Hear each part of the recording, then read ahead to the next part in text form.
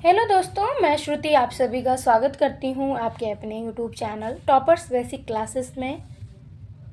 जैसा कि ये हमारा ROA का GK GS सामान्य अध्ययन का प्रैक्टिस सेट चल रहा है जो आपका रेगुलर चलता है, और आपका हिंदी का प्रैक्टिस सेट ऑलरेडी मैंने पहले ही करा रखा है।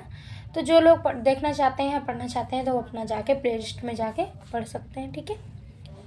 और जो भी लोग चैनल में आज पहली बार आए हैं या नए आए हैं तो वो चैनल को प्लीज़ फटाफट से कर लेंगे सब्सक्राइब, साथ ही अपने नोटिफिकेशन को भी ऑन कर लेंगे, ठीक है। नोटिफिकेशन को इसलिए आपको ऑन कर लेना है ताकि जो भी हमारा आने वाला वीडियो होगा वो आपको टाइम टू टाइम प्रोवाइड होता रहेगा। तो क्लास को फटाफट से सभी लोग लाइक कर दीजिए और अपने दोस्तों तक शेयर कर दीजिए। चलिए हम स्टार्ट करते हैं आज के अपने प्रैक्टिस सेट के पहले क्वेश्चन को। तो जो हमारा पहला क्वेश्चन है वह ये रहा।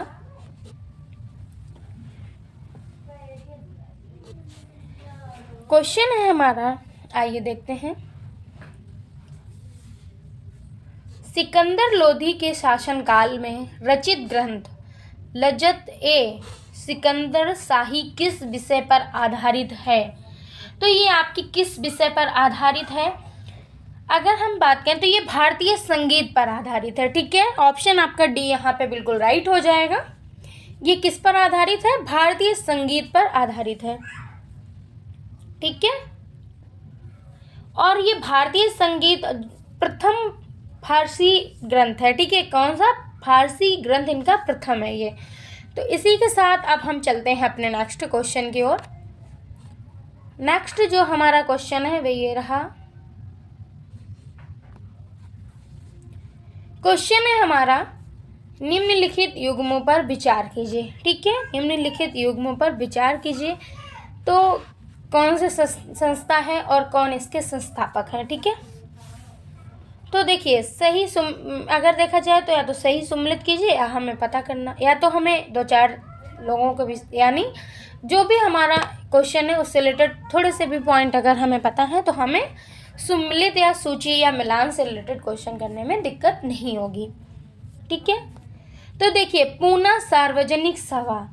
तो पूना सार्वजनिक सभा के जो संस्थापक हैं वे आपके महादेव गोविंद रनाल्डे जी हैं, ठीक है। सेकंड जो आपका है संस्था सर्वेंट ऑफ इंडिया सोसाइटी। तो इसके संस्थापक आपके कौन है? गोपाल कृष्ण गोखले जी हैं। कौन है? गोपाल कृष्ण गोखले जी हैं, ठीक है। फिर हमारा जो थर्ड है सत्य शोधक समाज। तो सत्य शोधक समाज ये ज्योतिबा फूले हैं, ठीक है। तो देखिए, ऑप्शन आपका सी सही सम्मिलित है सारे के सारे हमारे, तो ऑप्शन आपका सी यहाँ पे बिल्कुल राइट हो जाएगा, और जो विकल्प है वे आपके यहाँ पे गलत हो जाएंगे। इसी के साथ अब हम चलते हैं अपने नेक्स्ट क्वेश्चन की ओर। तो नेक्स्ट जो हमारा क्वेश्चन है वे आपका ये रहा। आइए देखते हैं। निम्नलिखित में से कौन सा सुल्तान गुलरुखी उपनाम से कविताएं लिखता था? तो कौन सा आपका ये सुल्तान था? ये सिकंदर लोधी था। कौन था? सिकंदर लोधी था, ठीक है। ऑप्शन आपका यहाँ पे ए बिल्कुल राइट हो जाएगा, ठीक है। सिकंदर लोधी आपका एक शिक्षित और विद्वान शासक था, ठीक है। ऐसा नहीं कि नहीं, वो शिक्षित भी था और विद्वान भी था, और वह फारसी भाषा में गुलरुखी उपनाम से कविताएं लिखता था, ठीक है। किस भाषा में? फारसी भाषा में। अगर बात करें तो उसके शासनकाल में आपके संस्कृत के कई ग्रंथों का फारसी में अनुवाद किया ठीक है। तो ये इससे रिलेटेड इंपॉर्टेंट चर्चाएं थी जो हमने की। इसी के साथ अब हम चलते हैं अपने नेक्स्ट क्वेश्चन की ओर। नेक्स्ट जो हमारा क्वेश्चन है वह ये रहा। शिव नारायण अग्निहोत्री ने देव समाज की स्थापना कब की? शिव नारायण अग्निहोत्री ने देव समाज की स्थापना कब की? तो ये आपकी 1887 में की थी। कब की थी? 1887 ईस्वी में की थी।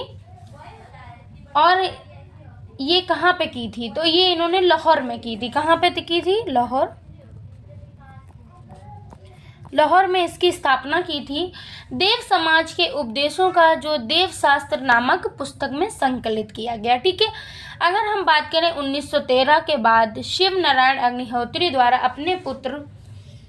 अपने पुत्र को अपना आध्यात्मिक उत्तराधिकारी इन्होंने नियुक्त कर दिया। इसी कारण समाज की लोकप्रियता इनकी कम भी हो गई थी। ठीक है, तो इसी के साथ अब हम चलते हैं अपने नेक्स्ट क्वेश्चन की ओर।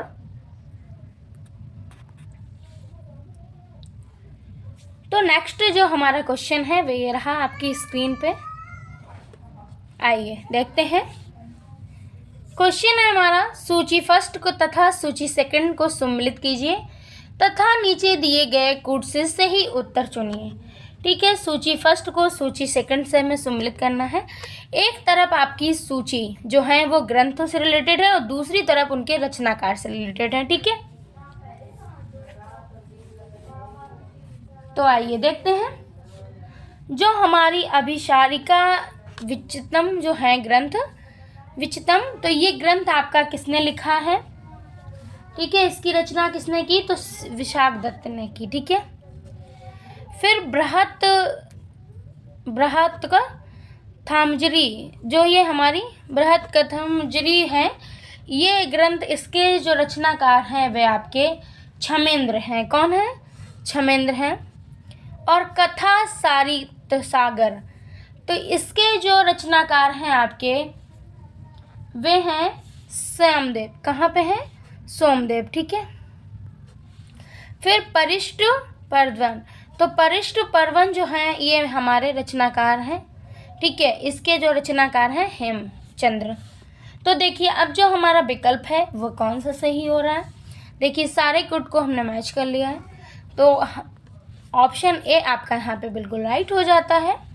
और इसी के साथ हम चलते हैं अपने नेक्स्ट क्वेश्चन की ओर। नेक्स्ट जो हमारा क्वेश्चन है वो ये रहा। ठीक है, क्वेश्चन है हमारा, सूची फर्स्ट को सूची सेकंड से सम्मिलित कीजिए तथा नीचे दिए गए कूट से सही उत्तर चुनिए। ठीक है, तो एक तरफ हमारे मंदिर दिए गए हैं प्रमुख और दूसरे सूची में हमारे कि मतलब किसके शासनकाल में इन लोगों के वो हुआ है। ठीक है, तो आइए देखते हैं। जो आपका दिलवाड़ा जैन मंदिर है, तो ये चालुक्यों, ठीक है, चालुक्य के शासनकाल में हुआ था इसकी स्थापना। सेकंड है हमारा एलिफेंटा की गुफा मंदिर जो है, ये किसके द्वारा इसका निर्माण कराया गया था? तो ये राजकूट। ठीक है, खुजरो का जो मंदिर है वह आपका चंदेलों द्वारा। ठीक है, और महाबलीपुर जो मंदिर है वह आपका पल्लव वंश के द्वारा। ठीक है, तो देखिए ये हमने अपनी सूची को मिला लिया है। अब हम देखेंगे कौन सा हमारा जो ऑप्शन है वह राइट होगा या कौन सा हमारा जो उत्तर होगा वह सही होगा। ठीक है, आइए देखते हैं। तो देखिए आपका जो ऑप्शन है वह यहाँ पे डी बिल्कुल राइट हो जाएगा। ठीक है, इसी के साथ अब हम चलते हैं अपने नेक्स्ट क्वेश्चन की ओर। तो नेक्स्ट जो हमारा क्वेश्चन है वह ये रहा आपकी स्क्रीन पर। क्वेश्चन है हमारा, मालिक कपूर निम्नलिखित में से किसका दास था? तो ये आपका अलाउद्दीन खिलजी का दास था। ठीक है, किसका था? अलाउद्दीन खिलजी का, जो आपका बाद में खिलजी सेना का मुख्य सेनापति बन गया था। ठीक है, इसी के साथ अब हम चलते हैं अपने नेक्स्ट क्वेश्चन की ओर। नेक्स्ट जो हमारा क्वेश्चन है वह ये रहा।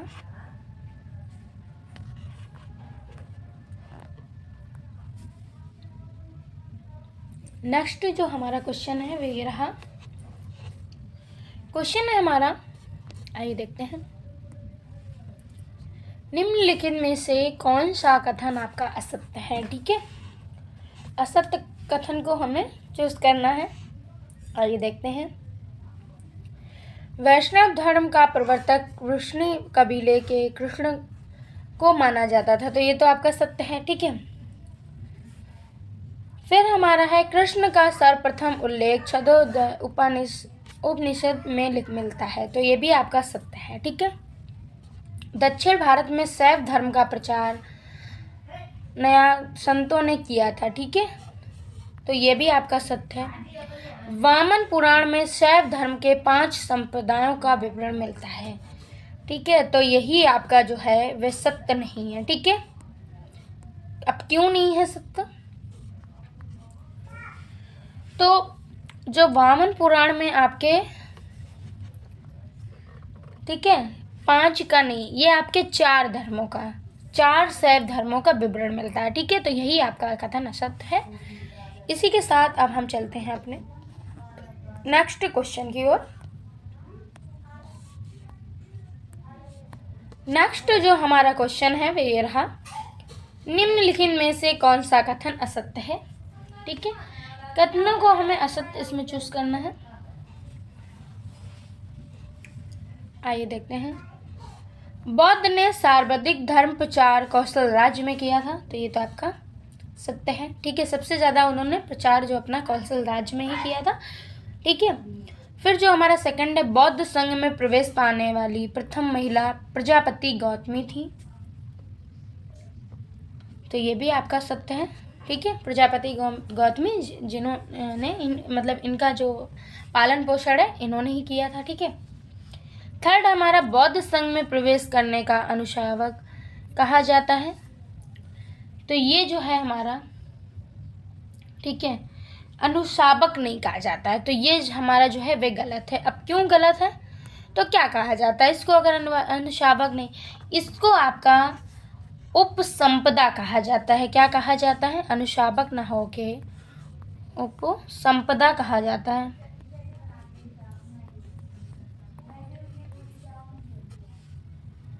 ठीक है, उपसंपदा कहा जाता है, तो इसलिए ये विकल्प हमारा जो था वह गलत था। ठीक है, यही हमें मिल गया राइट, क्योंकि हमसे असत्य पूछा गया। और बुद्ध की मृत्यु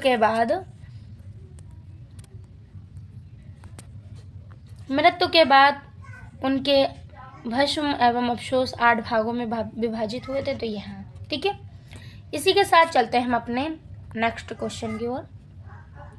तो क्वेश्चन है हमारा जो वह रहा, आइए देखते हैं। 1912 में किन राज्यों का गठन किया गया था? 1912 में आपके कौन कौन से राज्य हैं जिनका गठन किया गया था? तो 1912 में आपके बिहार, उड़ीसा और असम राज्यों का गठन किया गया था। ऑप्शन बी आपका यहाँ पे बिल्कुल राइट हो जाएगा। ठीक है, इसी के साथ चलते हैं हम अपने नेक्स्ट क्वेश्चन की ओर। नेक्स्ट जो हमारा क्वेश्चन है वह ये रहा। सूची फर्स्ट और सूची सेकंड को सम्मिलित कीजिए तथा नीचे दिए गए कुट का प्रयोग कर सही उत्तर चुनिए। ठीक है, तो सही उत्तर को हमें चुनना रहेगा। एक तरफ हमारे राज्य दिए गए हैं, राज्यों की सूची है, और दूसरे तरफ उनके गठन की, कौन से राज्य का कब गठन हुआ। ठीक है, आइए देखते हैं। तो गुजरात राज्य का जो गठन है आपका वे कब हुआ था? 1960 में हुआ था। कब? 1960 में हुआ था। ठीक है, और हरियाणा राज्य का 1966 में हुआ था। ठीक है, सिक्किम का आपका 1975 में हुआ था, और मणिपुर राज्य का गठन 1972 में हुआ था। ठीक है, तो अब हम देखेंगे कौन सा विकल्प है जो हमारा यहाँ पे उत्तर है वे सही होगा। जैसा कि हमने सूचियों को तो मिला ही लिया था। तो देखिए, ऑप्शन आपका, एक सेकंड, मिलाया था हमने, तो ऑप्शन डी आपका यहाँ पे बिल्कुल राइट हो जाएगा। ठीक है, और जो विकल्प है वे आपके पूर्णतः गलत हो जाएंगे। इसी के साथ अब हम चलेंगे अपने नेक्स्ट। तो नेक्स्ट जो हमारा क्वेश्चन है वह रहा आपकी स्क्रीन पे। क्षेत्रीय परिषदों से संबंधित उपबंध का प्रावधान कहाँ किया गया है? तो ये प्रावधान कहाँ किया गया है? राज्य पुनर्गठन अधिनियम 1956 में। ऑप्शन आपका ए यहाँ पे बिल्कुल राइट हो जाएगा और जो हमारे विकल्प हैं वे गलत हो जाएंगे। इसी के साथ अब हम चलेंगे अपने नेक्स्ट क्वेश्चन की ओर। तो नेक्स्ट जो हमारा क्वेश्चन है वह ये रहा। देखिए क्वेश्चन क्या है हमारा, भारत में राजनीतिक सत्ता का प्रमुख स्रोत क्या है? कौन है? भारत में राजनीतिक सत्ता का प्रमुख स्रोत कौन है? तो ये आपके राष्ट्रपति हैं। ठीक है, कौन है? राष्ट्रपति जी हैं। इसी के साथ अब हम चलते हैं अपने नेक्स्ट क्वेश्चन की ओर। तो नेक्स्ट जो हमारा क्वेश्चन है वह ये रहा। भारतीय संसदीय शासन प्रणाली में सर्वोच्चता स्वीकार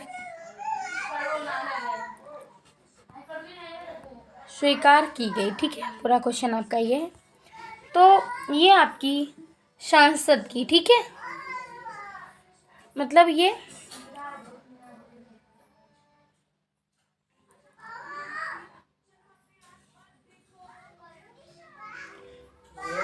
चलिए इसी के साथ अब हम चलते हैं अपने नेक्स्ट क्वेश्चन की ओर। तो नेक्स्ट जो हमारा क्वेश्चन है वह ये रहा। क्वेश्चन है हमारा, पहली बार भारतीय नागरिकता अधिनियम कब पारित किया गया? तो ये आपका कब पारित किया गया था?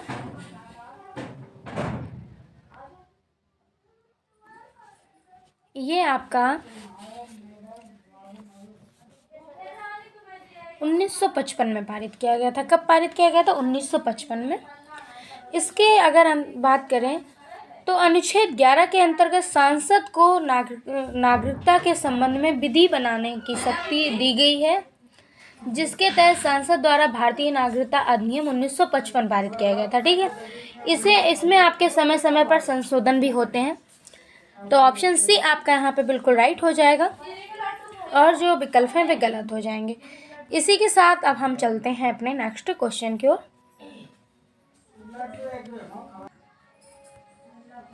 तो नेक्स्ट जो हमारा क्वेश्चन है वह ये रहा। रॉबर्ट मैथल्स के जनसंख्या सिद्धांत के संबंध में निम्नलिखित कथनों पर विचार करना है। इनके कथनों पर हमें विचार करना है। फिर तो इनके जो सिद्धांत हैं आइए उनको पढ़ते हैं।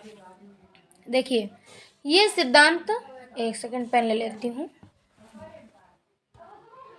ये सिद्धांत जनसंख्या में वृद्धि तथा खाद्य आपूर्ति में वृद्धि के मध्य संबंध व्याख्या करता है। ठीक है, तो ये जो कथन है आपका सही है। ठीक है, सेकंड को पढ़ेंगे तो सेकंड हमारा जो है, किसी भी क्षेत्र की जनसंख्या में वृद्धि गुणोत्तर श्रेणी में होती है। तो ये भी जो हमारा कथन है वह भी सत्य है। ठीक है, यदि जीवन के निर्वाह के संसाधनों का अवरोध न हो तो प्रत्येक 30 वर्ष में जनसंख्या दोगुनी हो जाएगी। तो नहीं, ये जो कथन है वह आपका गलत है। तो ऑप्शन आपका डी यहाँ पे बिल्कुल राइट हो जाएगा। और इसी के साथ चलते हैं अपने नेक्स्ट क्वेश्चन की ओर। तो नेक्स्ट जो हमारा क्वेश्चन है, हमारा वह ये रहा। निम्नलिखित कथनों पर विचार करना है। ये हमें कथन दिए गए हैं, ठीक है, उन पर हमें विचार करना है कि एक सही है, दो सही है, हमारे कितने सही हैं। आइए देखते हैं। जनन के संक्रमण सिद्धांत की संकल्पना का प्रतिपादन W.S. थॉमसन एवं F.W. नोटिस्टिन ने किया था। ठीक है, तो ये आपका सही है विकल्प। ठीक है, ये कथन यानी कि हमारा सही है। सेकंड को पढ़ेंगे तो सेकंड, ये सिद्धांत जनसांख्यिकीय तटस्थ संकल्पना पर आधारित है। ठीक है, तो ये भी जो कथन है हमारा सही है। तो ऑप्शन सी आपका यहाँ पे बिल्कुल राइट हो जाएगा, क्योंकि हमारे दोनों ही कथन यहाँ पे सही हैं। इसी के साथ चलते हैं हम अपने नेक्स्ट क्वेश्चन की ओर। तो नेक्स्ट जो हमारा क्वेश्चन है वह ये रहा। निम्नलिखित में से न्यूनतम महिला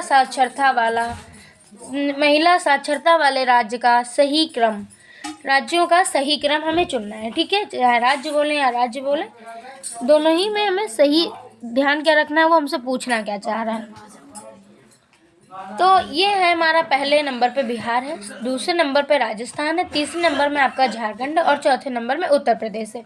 तो ऑप्शन सी आपका यहाँ पे बिल्कुल राइट हो जाएगा। और इसी के साथ चलते हैं हम अपने नेक्स्ट क्वेश्चन की ओर। नेक्स्ट जो हमारा क्वेश्चन है वह ये रहा आपकी स्क्रीन पे। निम्नलिखित कथनों पर विचार कीजिए। ये हमें कथन दिए गए हैं, इन पर हमें विचार करना है। ठीक है, तो भारत के जनसंख्या घनत्व 332 है, 382 है। ठीक है, तो ये हमारा सही, ये कथन हमारा सत्य है। सेकंड हमारा है सर्वाधिक दशकीय जनसंख्या वृद्धि दर 1961 से 1971 के दशक में थी, तो ये भी हमारा सत्य है। तो ऑप्शन हमारा यहाँ पे सी बिल्कुल राइट हो जाएगा, क्योंकि हमारे दोनों ही विकल्प जो हैं वे आपके सत्य हैं। इसी के साथ आज का जो प्रैक्टिस सेट है आपका यहीं पे समाप्त होता है और आपकी क्लास भी यहीं पे समाप्त होती है। इसी के साथ अब हम कल फिर मिलते हैं, एक नए प्रैक्टिस सेट के साथ हम कल फिर मिलते हैं। तो ज़्यादा से ज़्यादा आप लोग चैनल को शेयर करें, सब्सक्राइब करें और अपने नोटिफिकेशन को ऑन करना ना भूलें। सबसे इम्पॉर्टेंट, आप मुझे कमेंट बॉक्स में ज़रूर बताएं कि क्लास आपको कैसी लगी। Thank you and bye bye. और आप सभी लोग जुड़े रहें टॉपर्स बेसिक क्लासेस के साथ। चलिए कल मिलते हैं फिर, बाय बाय।